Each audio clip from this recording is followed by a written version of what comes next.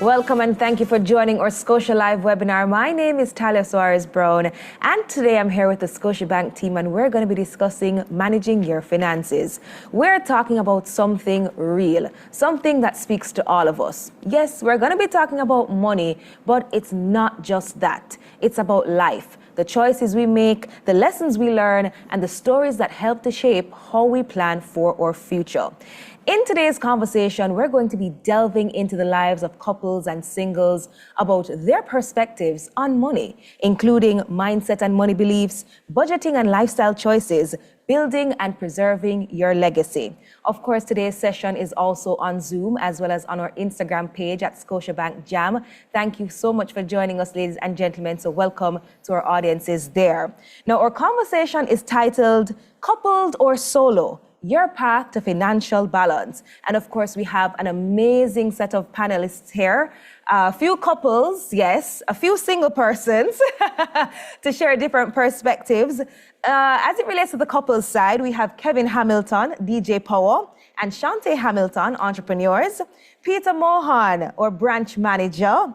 On the singles side, we have April Walters, Manager for Investments, and Ewan Campbell, Founder for Thank You Experiences. Welcome, ladies and gentlemen. Thank you so much for joining us. Of course, there's a lot to share, a lot to discuss. And if it is that you do have any additional question or even a concern, you're not sure about something, please feel free to drop those questions and we're going to address them at the end of our discussion. All right? So let's get started. Right? We're talking about couples, and when we speak about couples, we're not only speaking about, yes, you might be in a long-term relationship, but more so marriage and the singles side of things. Can you share a moment in your life where, it hit you that you had to get your finances in order? What was that big moment that said, hey, I need to get things together? Let me start with my couples. Hi, Kevin. How are you doing? Hi, Talia. For me, it was during COVID. I can imagine it was a hard time for everyone. But for us, we had a very young child and we were expecting as well. And it was very hard, as I said. It's so hard. We had to be dipping into the piggy bank to be feeding the young child. So I realized at a point that we needed some mechanism in order to fall back on in case something like this happened again. Yeah, just in case. And just as entrepreneurs generally, we were reminded just how much our finances are in our own hands. Whereas, the world would have, even though people would have been out of jobs, also, we would also be the persons providing jobs too. So it was a tricky situation. Okay. How about you, Peter? You have been married for quite some time. I don't know if you want me to tell our viewers how long you've been married for. Okay. Over 20 years. 27. 27 to be exact, right? Yeah. So tell me about that moment when you decided to say, hey, between myself and my wife, we're two became one.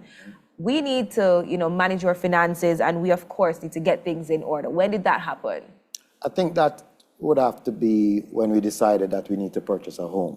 Okay. And so, both of us would have put pencil to paper to say, okay, we need to be saving towards even the down payment and whatever costs associated with owning a home. And, you're talking about having an account where, the funds will be placed in that account. Maybe use a pre-authorized payment plan. We call it a PAP at Scotiabank, where you have an amount coming out of the account, go into that account that will service in the debt. Right. And that now will take care of your monthly obligation. And the discipline is a key component where you have to ensure that the discipline is maintained through the course because you're talking about a long-term goal. And once you do that, then you shouldn't be even in an issue in terms of servicing whatever plans you have in place. Okay. April, speaking from the singles perspective, yourself and Johan, tell me a little bit about your moment where it clicked for you. So I think for me, especially growing up in a single parent household, managing money and budgeting my finances was actually something I started from a young age. I think a pivotal time for me, though, would have been when I started university and I was faced with the reality that I was actually going to leave university in debt because I used a student loan. Yes. So because of that, I think getting a bit more serious in terms of now managing my finances would have been a key or primary thing for me in terms of now considering my personal situation. Okay. How about you, Yuan? For me, it was my first round at being an entrepreneur. Seeing a low balance in my account and not knowing, next steps, kind of getting a little nervous and realizing that, there needed to be some changes. And, getting a wake-up call, transitioning from your steady 9 to 5 into entrepreneurial life, you needed to build systems to manage and weather those storms. And just to be in that position at that time, staring at the screenshot of a low balance and, trying to make the next steps, because you still have things to do. You still have work to complete. You still have projects to execute. But how do you move forward? So it was at that time that I realized that, hey, going forward, this cannot be a recurring engagement that you put yourself in. Yes. And, we need to now find a way to build a system to make sure that this is not something that happens to us again. Yeah. It's interesting that, when you all spoke, you mentioned some big steps in your life, some big financial decisions, whether it is, something drastic happened or something big happened. COVID, for example, you have a young child, purchasing a home, you're getting out into the real world, entrepreneurship.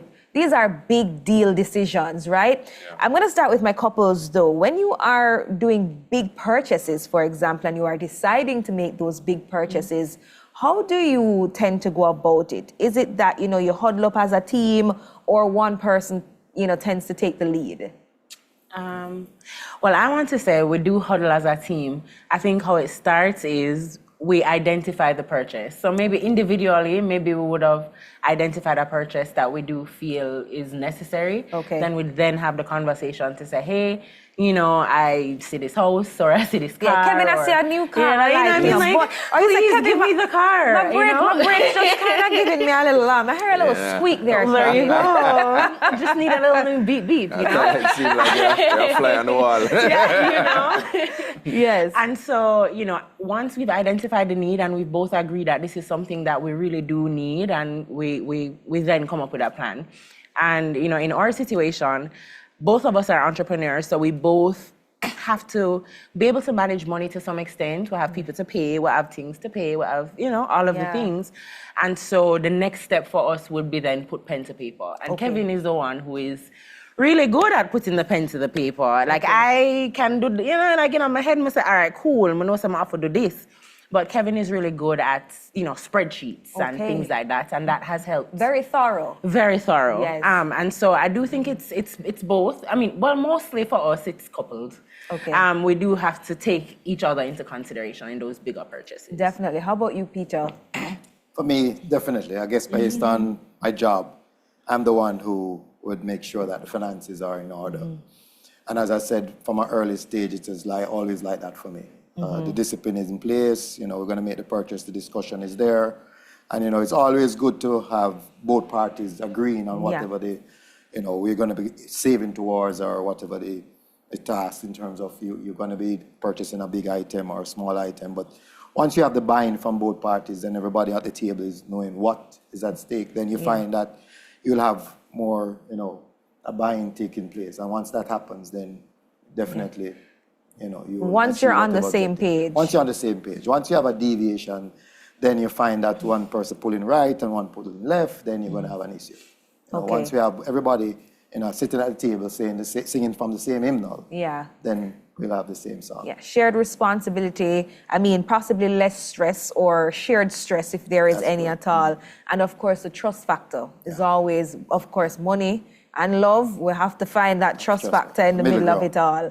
All right, so talk to me now, my single people. A lot of the time, persons don't tend to acknowledge that as single persons, you have a lot of dependents. Whether it is a younger sibling, a family member, your parents sometimes. Do you think having, dependents mean you can skip the life plan totally, or why not? Definitely not. I think for me, my philosophy is not necessarily planning for your current situation, but it's the potential or the possibilities or the risks. So even though I may not have a child right now, I want a child in the future, I'm going to plan for that child. Yes. Even though I may not be married right now, I want to be married, so I'm going to plan for the future. So for me, it's about, and I think that's a key part of financial planning, and that's why I maintain that philosophy. I want to plan in case that my circumstances change. And once you maintain that type of philosophy, then you'll manage your finances accordingly. So I think that even though you may not have a dependent as yet, it's still going to be important for you to continue to, plan in any case. Okay, and seeing as though you are not married as yet, you would possibly have to consider additional dependents just in case. So, for Yes. example, if it is that your parents might need some additional assistance, or you have a sibling, for example, that you might need to look out for, you have to take that into consideration Yeah. as well. Yeah. How about you, Yuan? Well, I am from a single parent household and I'm a only child. Okay. So my dependent structure is a little bit different. My mother is my Yeah. primary dependent, if you will. But from the thought and perspective of business and entrepreneurship and understanding that you must be able to navigate multiple frameworks of people and putting people in places that they can rely on you as a leader, the same for me transitions into your personal life as well. Putting the right systems in place so that whenever that time comes, marriage, kids, etc., those decisions are not going to be met with any friction because you would have already started to put into practice the notion that you cannot just plan for yourself. Okay. So there's always a larger picture with you being, whether being in the center or not, but there is always a broader picture outside of just yourself. That's how I think of things. Okay, totally understood. I was reading an article recently and they said a lot of the times, relationships break down as a result of money. That's always a factor, that's always an issue. And sometimes when there is not thorough communication or even understanding, if it is that you are not on the same page, a breakdown happens somewhere there, right? And speaking of communication, how do you then ensure that, when you're having these conversations about money, they're healthy, they're honest, the trust is still there, and the relationship still, remains solid? How do you balance all of that? For us, we have a spreadsheet, that she has access to, I have access to. So we can always look at it, but it's always about open and honest communication. There's no point in hiding what there is, if you're growing or if you're doing life as a unit, you can't be hiding. And if you want trust or anything in the relationship to happen, you have to have that level of trust and openness. So when we do have the conversation, and Shante is excellent at keeping me accountable. She'll say, Kevin, we need to talk about finances. I'm like, up to very recently. So we have the conversation about, again, what the plan is, the budget for the month is, if there are any big expenses, any, annual bills coming up and stuff like that. We'll make sure we have those conversations and just be open and honest. If we're short for the month, I can say, hey, all right, I'll cover. Or she can say, hey, I'll cover as well. And then even in that whole process, ensuring to plan for things outside of just, like having fun. You know what I mean? Especially with children. It's so important to budget all of that in. So it, it can be, tricky, but I think we're good at having the conversations, which has helped. Okay. All right. I want to hear from one of my single panelists here. I don't know, Yuan, you smiled at me. Let me hear from you. In terms of the relationship piece, yes, and that trust factor, not being married yet, there is the long-term relationship engagement that you think through, and past relationships would have shown me that it is critical, even in the dating stages. But to the extent that you actually make a commitment with someone, there has to be a particular level of trust there as well, which, you tend to figure out as you go. In some instances, it's not always, right out the gate that you make these large commitments or you make these agreements in partnership, because some persons are still going through their own navigation, and it may not necessarily come seamlessly in collaboration. But I think that it is very critical, even in the dating stages, that there is an understanding of where we are both currently in our financials and also in our projections as well, where we want to go. Okay, where you want to go, and possibly even just ensuring that there is a common mindset there with where it is that you do want to go. Absolutely, absolutely. Okay. Yeah, man. From the early on, from the dating stage. Peter, I have to hear from you though, because you have a lot more experience as it relates to balancing those financial talks with your significant other, with your wife. How do you ensure that the conversation remains healthy? The trust is still there, communication is open. How do you manage that, especially over such a long period of time? I will answer that. I will start with a quote from Warren Buffett, and he says that don't save what is left from spending, but you must spend what is left from saving. And if you think about Warren is one of the richest men in the world, and if you can get advice from him, you start to do things a particular way. So it's all about your habits. Right. And so, when you're in a union, you set the trend, and you can tell, early out in the relationship where this is going. So my wife and I, she will know that I have, certain behaviors. And I know the ladies, you like to shop. And I don't stop her from shopping, but we must have some agreement as to how we're going to go about doing this. Because I love to see when she looks good. Of and course. I know in order for that to happen, she have to spend to look good. Which is right. And so, but there. Kevin just tapped Shante and he's like, yeah, I agree, Pete, I agree. So we have an understanding, So when she sees the items, so she will say, Peter, I need to do this, and then I'll just facilitate. But there is an understanding that, there are certain things that come first. And as I said, I use the quote, where the savings piece must be there. Because at the end of the day, you have to live within your means. And sometimes I think persons want to live like the Jones. And, you tend to, you make the mistake there. When you start to do that, then you're deviating from the plan and you end up in problems. So like, for instance, in my everyday discussion, you'll always speak to persons, and persons say, I don't want a credit card. But a credit card is a good instrument to have, because if you use it well, it works for you. But when you don't use it well, that's where you have an issue. So it's all about the discipline and how you go about, taking the different steps, but to ensure that in all of this, the communication is open. Is open. All right, talk to me now about financial setbacks. How, I'm sure everyone here has faced, financial setback one way or another. How do you then bounce back from it? I think, and it's even just to circle back to the conversation we had about, us and COVID being a hard time for us.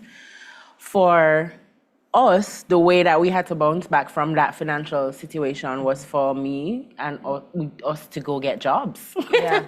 We had to go back to working for other people. I mean, it wasn't something that was ideal for us at the time, but it was, one of the best decisions that we ever made. I mean, for me, I was able to, be presented with the opportunity to work with a really great company who I was able to be paid pretty well. Yeah. And so during that time, we were able to save, really get in some good savings, purchase the car.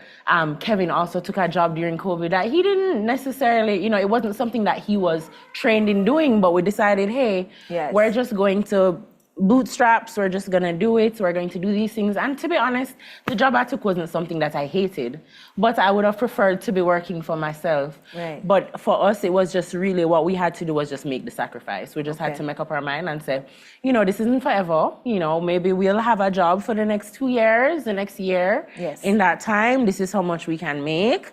We can put down this much. Yes. And, when it was time to go, it was just time to go. We didn't have to say, oh God, we're now stuck in this job for the rest of our life because we had a goal, Yes. And when things weren't ideal, we just said, okay, we're just going to jump back into this entrepreneurship life, you know? Yes, and get going. Yeah. I want to hear from you on, especially speaking from, an entrepreneur's perspective. Talk to me about those setbacks and how you've managed to bounce back.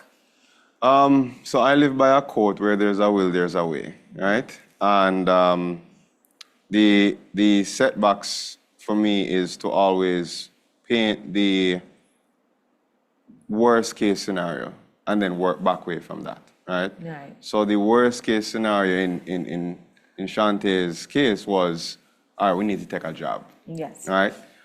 But your worst case scenario always has to have a clear objective, So we're doing this to then get to where we're making this step to get back to. So from you have the understanding and the capacity to think clearly about your objectives and to, put a little bit of resilience in it and put a little bit of course, systematic planning in it.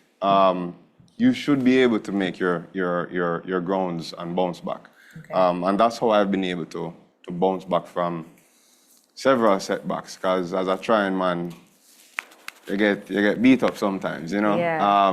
And it's always a case of figuring out, okay, you learned this level, what's the next step? You learned at this level, what's the next step? And you just have to keep making those strides. Right, and if you fall 7 times, you have to get Get up up back back 8 times, and you keep going. Yeah, You keep yeah, going. yeah. All right, talk to me now about financial goals. Of course, that's something big. Some persons do it possibly, monthly, every quarter, every year. What's one financial goal that you are currently working towards right now? And, what are some of the steps that you are taking to get there? Let me hear from you, Kevin. Right now, we are aiming to do some work around the house. How we're going about that, we have set a plan for a monthly deposit into an investment account. So that when the time is right, of course, we're going to get our quotes from whomever. See, we have multiple projects that we want to do. We started with a lot of stuff. Right. We started with breaking down what it is that we want to do right now. And then we set the financial plan of, all right, we're going to do monthly deposit of X amount into a savings account. And once it's ready, then we'll do that. And then we'll move on to the next thing while not forgetting to have fun as parents. Right. But yeah, I think it's just the monthly. We plan monthly. Okay. Yeah. Okay, how about you, April? So my financial goal right now is an investment property. I think for me, though, in terms of planning towards that, it's planning for the downside while still working towards that particular goal. So I like to have a buffer, which is I have my emergency fund. I have some little buffer above that emergency fund. And then I start working towards now getting that amount that I need so that I can still go ahead, do this transaction, but I'm still going to have that, buffer for me because, as I mentioned to you, key priority is also planning for any potential change in circumstances, dependency, any type of situation. Okay. How about you, Peter?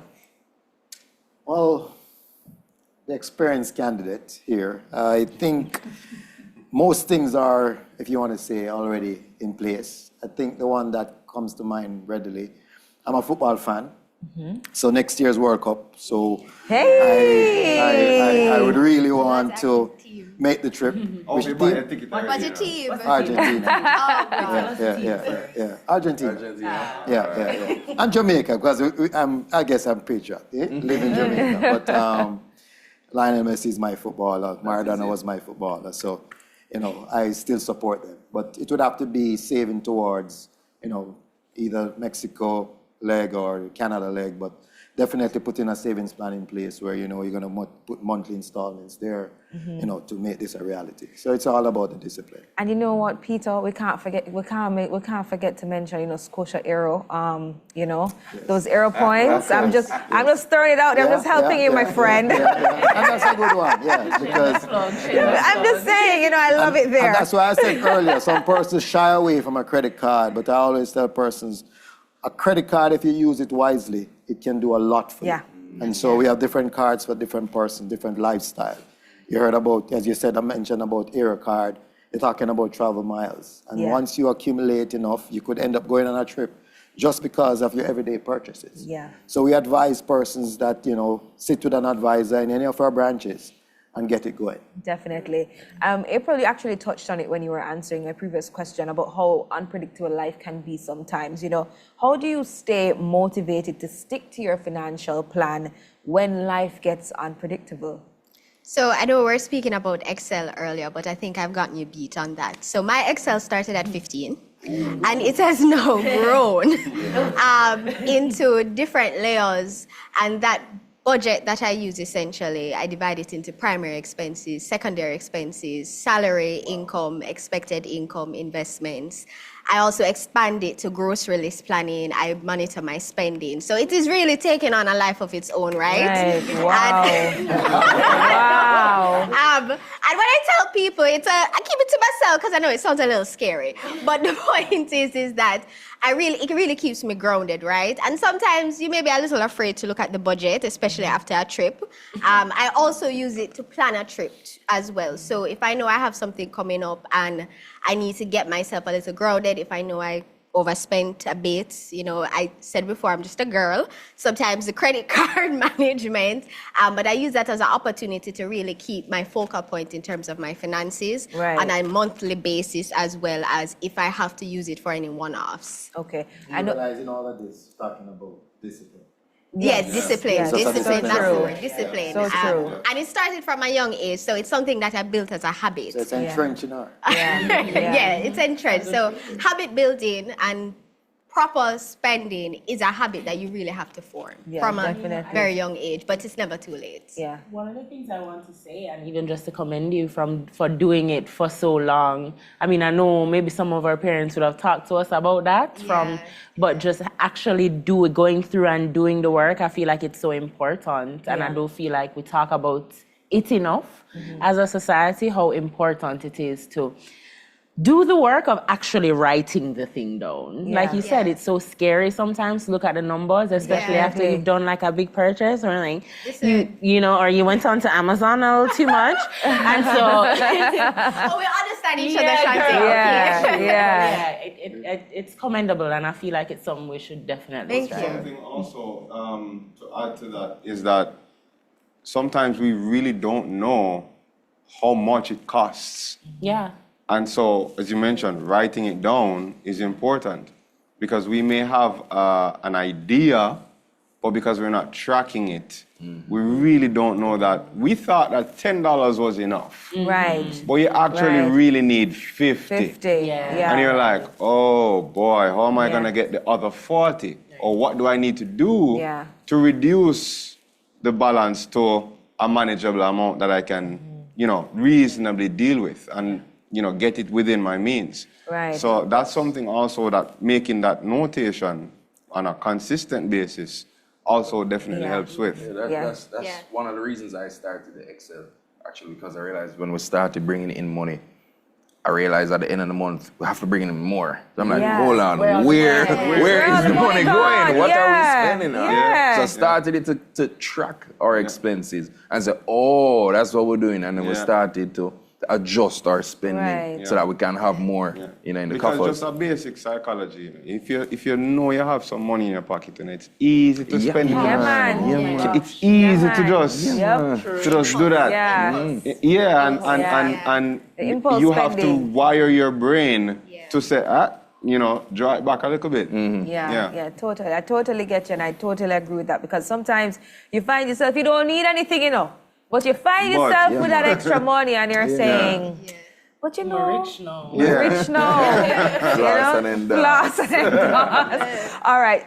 As it relates to the point about those unpredictable life, instances, though, Paul, especially as it relates to COVID, how did you guys manage to stay motivated during that time? Because a lot of persons lost hope where it was from one end to another. We had so much going on during that time, lots of things changing.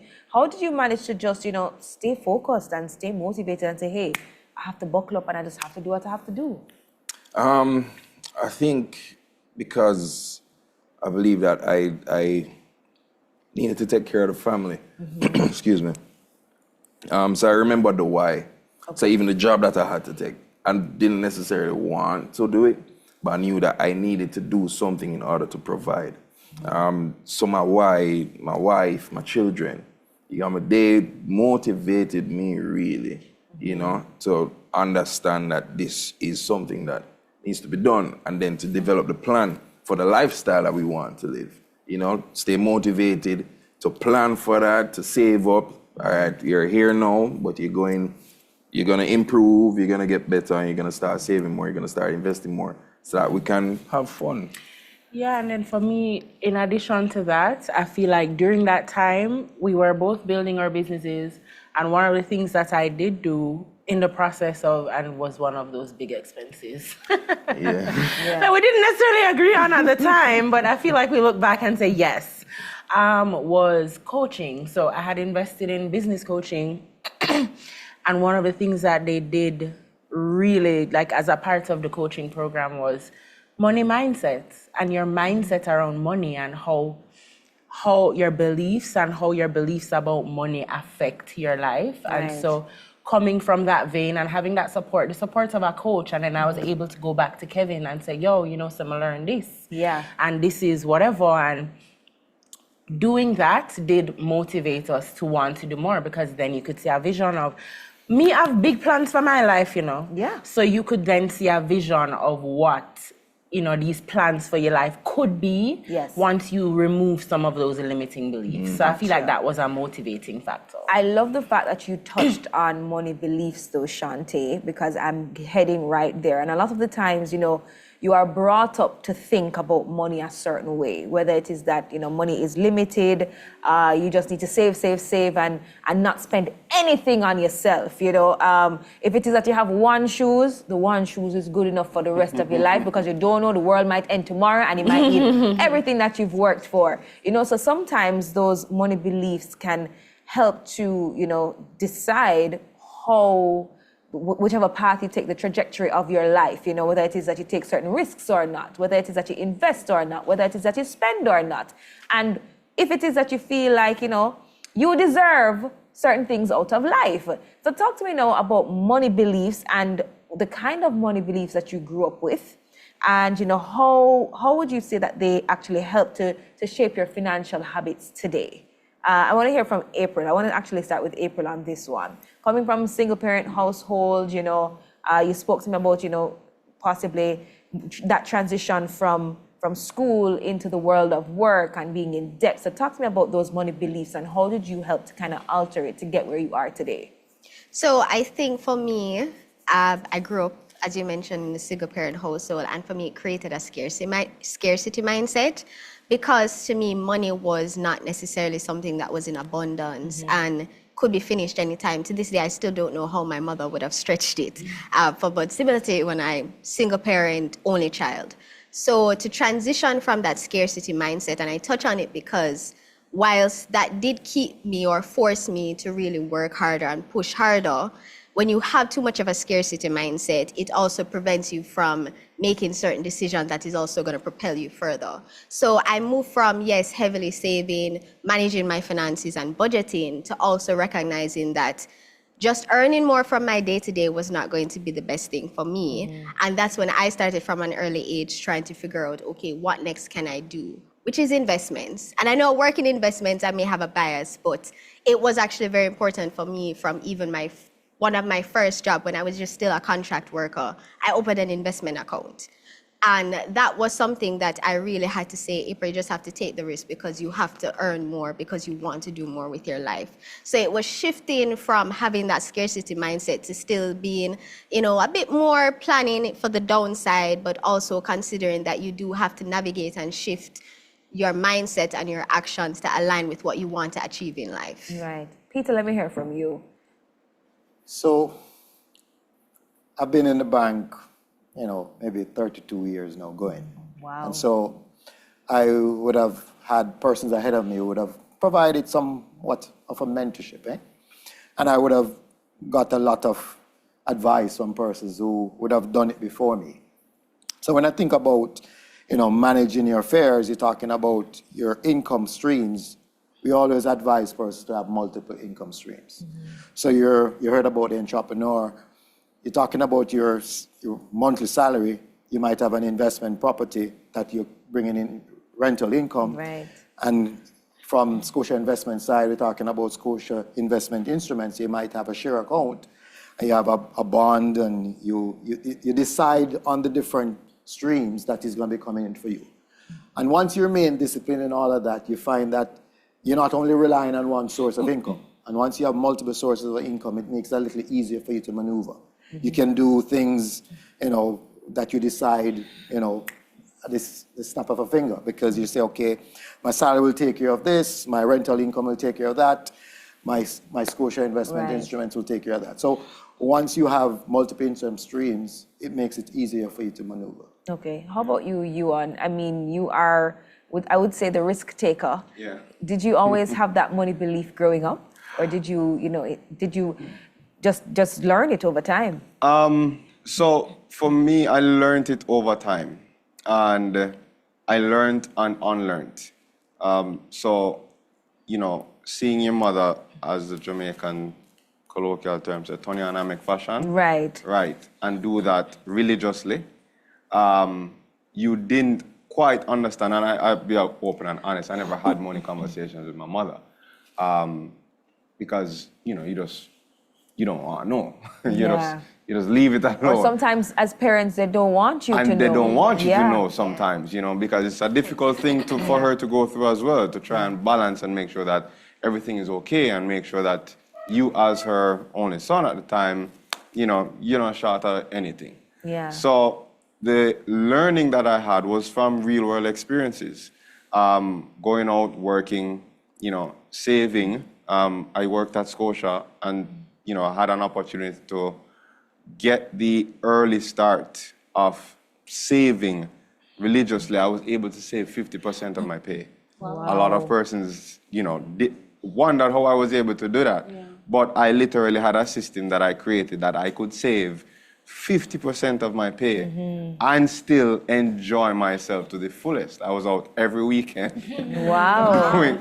doing the most. Love that. But it was just because of the system that I worked on, pen to paper, in that early stage. Now, transitioning from that, you start to take risks. Again, going into the entrepreneurial stage. So now you have a little buffer that you take some risks with, and I learned as I went along. But the money mindset for me now is to understand from something that I came across while listening to a podcast. It said that money is energy. And your mindset around money changes when you understand that money is energy. Just as how you have good energy and bad energy, you need to understand and appreciate that money is within whatever energy field that you put it in. So if you have a bad energy towards money, meaning you spend carelessly, you're reckless with your finances, then money will never stay with you. Yes. Because that negative energy is always going to be around money. But if you have a good energy towards money, you like money, you take care of money, you put money in places that it should be doing exceptionally well, investment accounts, your stocks, your savings, and you spend money with care, then, of course, the good energy that you have towards money will allow money to stay with you. Stay with you. So I love that. That's that mindset now that put a whole different spin on it. And I said, okay, well, if I have a good energy towards money, and I like money, that means that if I realize that this space here is bad for my money. Yes. Me and my money leaving. Man. You and your money leaving. I love that. I love that relationship. I really love that. Power, I actually want to, because you touched on some financial advice there, You and your money and the energy with your money. And how you love your money and how you want to care for your money and you want your money to do that for you as well. It's a lovely relationship. Yeah. Power, tell me about some financial advice that you'd like to share with our viewers. Based on your experiences, based on, what you have learned over time, whether from listening to podcasts, as Yuan said, or even from reading. As you said, reading, I feel like my breakthrough came while reading Richest Man in Babylon. It spoke about the same thing, the relationship with money. Save 10% of anything that you get. I started with that and was able to, increase as time went on, as we got more responsible with spending. In terms of advice, I'd say make sure you have a plan. a goal, you save towards it. If it is that you can save at least 10%, you know, if you can do more, you do more. Make sure that the goal is clear, that it's attainable, that you can reach it. You know, smart, really smart. But just be very confident in what you want to do with the goal, with what you want to do with the money. Okay. Right? Because, as I say, if you don't know what you're doing, you will lose the money, and at the end of the day, you're going to start, you know, wondering where you're going. There you go. I actually want to hear from Shante now. Let's talk a little bit about, you know, joint accounts, separate accounts, or a mix. You know, tell me what works for you being married, and, you know, what would you say, you know, is ideal? For us, we have both. So we have both joint accounts and individual accounts. I feel like going into the marriage, that was one of the conversations that we had, whether we wanted to do that or not. I feel like that approach has worked for us pretty well so far. I mean, how it's structured is we have several joint accounts across different banks. But we do have a main joint account that we use for our daily, everyday spending, the things that we budget for. So once we earn, we kind of pool money into that account, and we know, okay, cool, this is what we're spending if we're going to the grocery store, if we're doing things for the girls, whatever. And then, you know, separately, we're able to have, you know, budget depending. We're able to have our own spending money, which we keep in our individual accounts, which we will then be able to use as we see fit. And so, I feel like for us, that approach has worked over the last couple of years. And the reason it has worked too is because of communication, open communication about the money, what you're doing, you know, what's happening with the money, you know, and then being able, especially in the joint account, to see where the money goes also helps. Definitely. April, unmarried, single, from your perspective now, tell me, how do you view that? Joint account, mixed account, you know, just your own account. I mean, you're single, and what's your perspective on that? So I think my perspective is really, in your unmarried stage and single, I think it's really going to be dependent on where you are in your relationship, right? Now, of course, when you're starting off, you're not going to have a joint account. But, you know, if you've been with a person for a while and you're really working towards a particular goal, a joint account can be useful. I do think that especially when you're married, a joint account is extremely useful. I do hopefully plan to have a joint account because I think it's important to understand how the finances can be allocated so that, and even just taking Shante and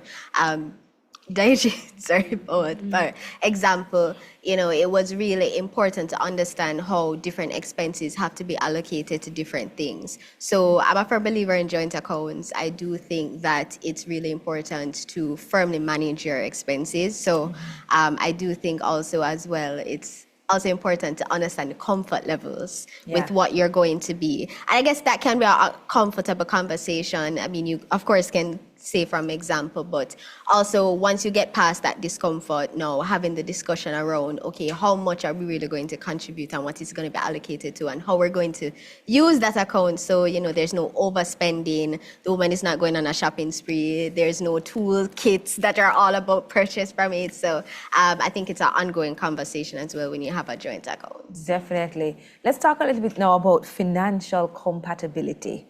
You know, I was listening to, I know this was a hit song some time ago. I think it was Bugle who said, baby, I would be with you, but it's just not healthy. You know, and guess what? He's not talking about emotional compatibility, you know.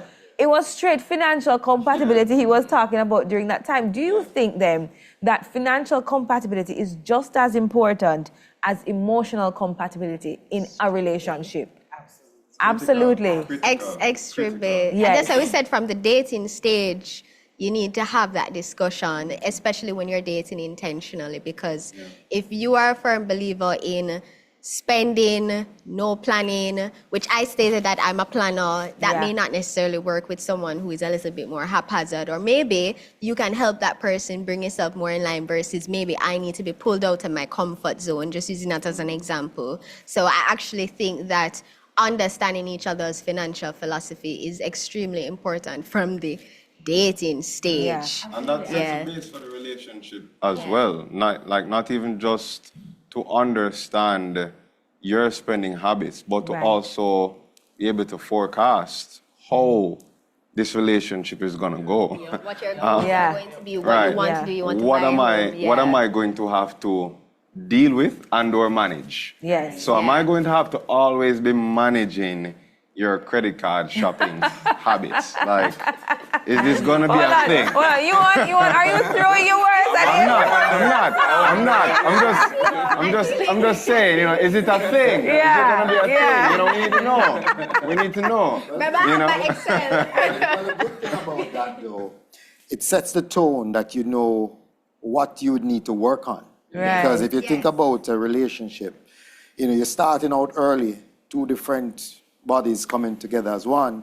You start seeing some traits, you're going to have those conversations. You might have to even go to counseling. Yes. But you set the tone, and like, for instance, whenever I get an opportunity to speak to young persons, that's one of the topics that I want to say, okay, this is what you have to do. You have to set the foundation. Because once you start having those conversations early, even if the person wasn't like that, they will know what it requires for us to be together. Yeah. Because if you start pulling in different directions, then whatever the situation is bound to break. Yeah. And you don't want definitely. that because, you might have good intention, but once that money piece is not going in the right direction, man.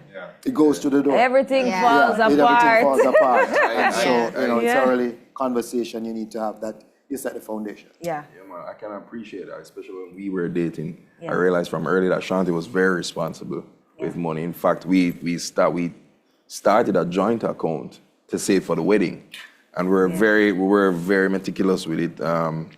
We had a set amount each month, and we were able to talk about it and put it in and everything. So, big up, babe. Big up. No, and then also just to the point of the same financial compatibility and us, I think I've known myself for a while and I've grown up a certain way, right? I'm by no means not rich. Did not grow up wealthy. But I did grow up in a single parent household. I mean, both my parents were in my life, but separately. Yes. And so I was fortunate enough to kind of see both ends of the spectrum, whereas my mom, she worked so hard to give me everything I wanted and, give me everything I needed. And as a single mom, and it was very commendable, but she had to work very hard. And then also my dad, of course, everybody's hardworking, but he would have been in investments back in the day. And so would have had more, at the time. And so he would have exposed me to a different lifestyle than my mother would have. Right. And, I'm going to see the nice things. I'm going to say, hello, I need in my future life to be able to afford them things, Right. on my own, Right. be able to live comfortably. And of course, not to say my mother didn't also have she had nice things too, but in her own right. And so it is important to have those financial conversations and have the expectation, because I know, I need for living in like a 4-bedroom house, you know what I mean? In the hills, in the hills. Right. And so, having those conversations early does, like you said, Peter said, to set expectations to know what maybe he has to work on as my husband. As a husband, yeah. And, Nudge, nudge. and it's so interesting that you mentioned that, because when you have similar goals and a similar mindset, you have to be working towards something together. Yeah. You know what I mean? I can speak to myself and my husband as well. I mean, coming together, meeting of the minds, and we're very ambitious people, and we know where we want to live, and we know how we want to live, and we know the kind of lifestyle that we want, and we know the kind of life that we want for our child. We know how hard we have to work, we know how, but we share that mindset. And once it is that you share that mindset and you have that common goal, that shared goal, it makes it a whole lot easier. I don't need to be explaining to somebody, you don't need to be going out and buying 10 bottles of champagne every weekend when it is that we have a goal that we are trying to buy a new house. Right. I don't need to explain that to you, because you get it, and even there are some persons who, they might not see it initially, but when you do explain it to them and you break it down and you say, no, this is the direction I want to go in my life, this is where I want to go, they probably take a step back and say, you're right, babes. Make we divert and do something a little bit different. So it's always important, as you all mentioned, about financial compatibility. It's just as important as the emotional side of things, because sometimes things can go haywire if it is that you're not seeing eye to eye or working on similar goals. Yeah, or even going in the same direction. Talk to me now about balancing life, because I mentioned going out and buying all these bottles and enjoying yourself and, traveling. We all love it, right? But we also have to find a balance, especially when kids are involved, right? How do you then find that balance when it is that, you're enjoying life, but you still want to achieve all these goals together, but also, in your single capacity? Let me hear from whoever wants to jump in first. That's fine. Peter, you want to go?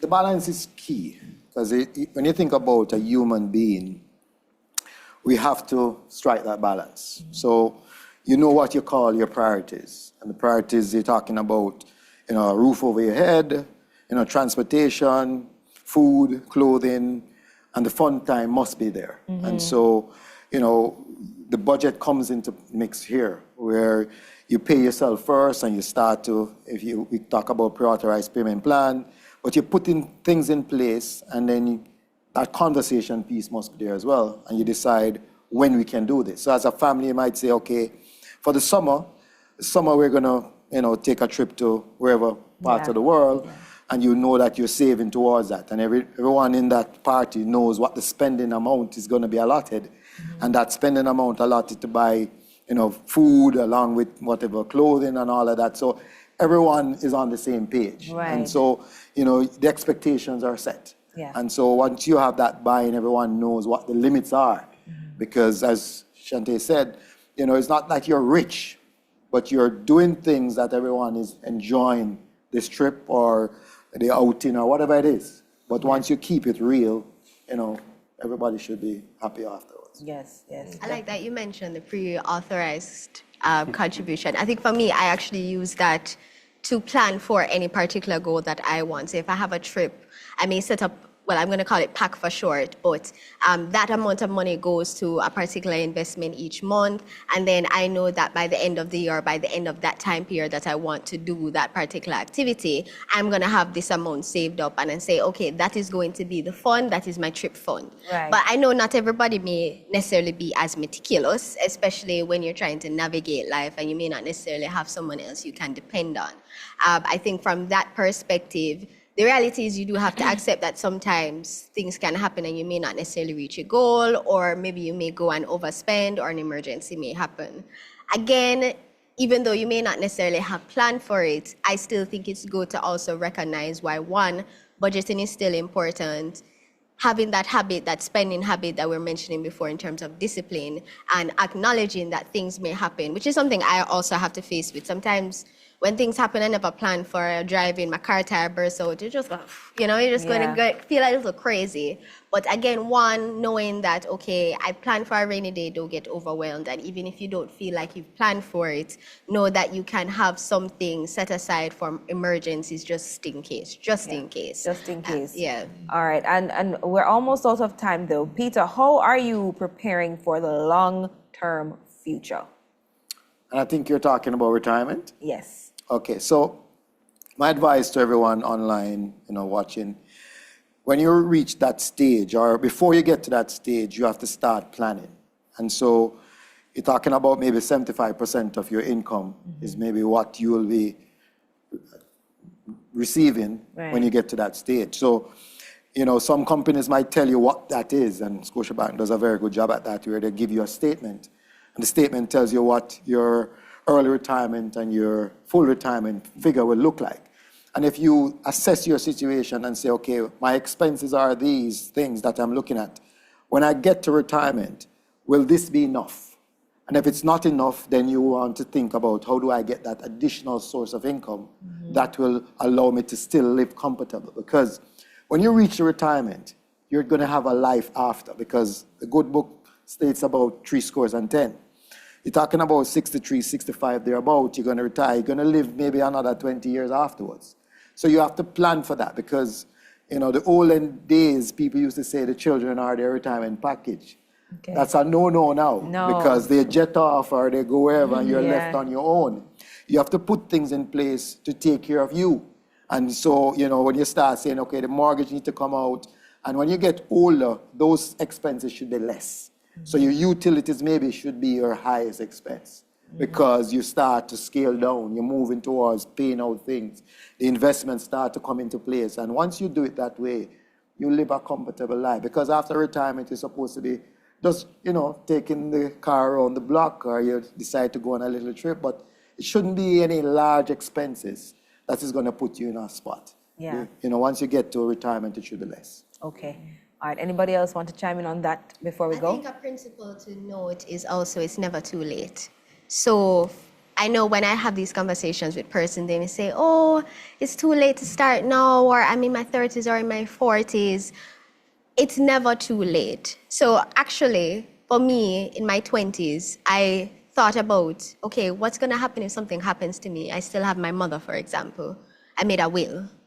So creating a will at 20s, personally, someone said to me, but when you get married, it's going to be nullified. But I said, what if I die before I get married? Not to be morbid, but again, that's the truth and that's the reality. And I still have someone, for example, who is reliant on me, who is still in my life. So I think the important thing to consider is that even if you didn't do it in your 20s, even if you didn't do it in your 30s, you can start your financial journey at any age. Okay. And even retirement too. And I'm glad you mentioned that. So you do your retirement planning, but even if you are going to turn 60, you can start. So I think that's a very good principle to take away. It's something that even now to myself, even if I didn't do it 5 years ago, I can still do it now. And even if you think, okay, someone says you must pay yourself first.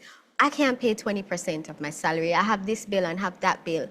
It really only takes just thinking, what is the smallest amount that I can just give up this month?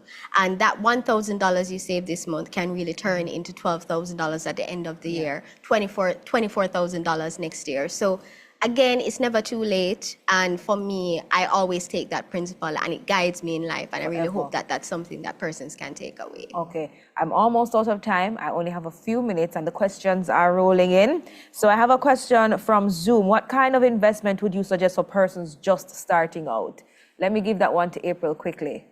Sure. So I do work at Scotia Investments. I'm going to do a plug, but I would say that one, have a conversation with the advisors. We have some really good, competent advisors that can have a discussion with you about your financial journey. But one thing you always have to start off with is, what are my goals? What do I want to achieve? What is my current situation? Okay. Always ask yourself those 3 questions and then think about now, also, how much can you lose right now? Because you are going to take an investment, so you have to consider risk appetite. Okay. We have a wide array of investment funds at Scotia Investments. We do other fund management as well, but we have a money market fund that is extremely offers you a high level of liquidity. But even if that may not necessarily be your appetite, we have other funds as well that really can suit you at any stage where you are in life and at any risk appetite. So come in and speak to an advisor. Come in and speak to an advisor, but also do your due diligence because it's your investment, it's your money, to recognize and ask yourself the questions and understand your situation so that you can have the best and most optimal conversation with your advisor. Okay, from Instagram at youngin_90s, when do you think someone or a couple needs a credit card? Tito. 27 years. Well, I would say once the person, good question. I'm saying once both of you agree and as to how we're going to do it. You can have a joint credit card, or you can have one person having the card and the other person is a supplemental holder. Okay. So you can decide. And so, both of you, so if you do jointly, you're talking about maybe a larger limit because that's what we always advise persons. Once it's together, you get more because you're talking about double income. And so as soon as you assess and your situation, you say, okay, we can get this credit card. You walk into any of our branches, have a personal banking officer speak with you, and we get the application started. It's a simple process. We're talking about your last 3 pay slip, a job letter, identification, proof of address, and we're good to go. There you have it. All right. And we have a a wide suite of cards that they can start. Yes, I'm an Aero girl. I also have the gold. Yes, all right. Right. Just putting it out there, and I love my Aero Points. card. Yeah. I love it, love it, love it. Yes. All right, final question before we go, because we are just about out of time. From Instagram at Javanil_one side. How do I go about opening a Scotia savings account? Peter, you're up again. Okay, so for the Scotia savings account, you're talking about you're going to provide us with proof of income, which should either be a payslip, job letter, identification, your TRN, and the proof of address. It's that simple. So you walk into any of our branches and you'll be able to get the account open.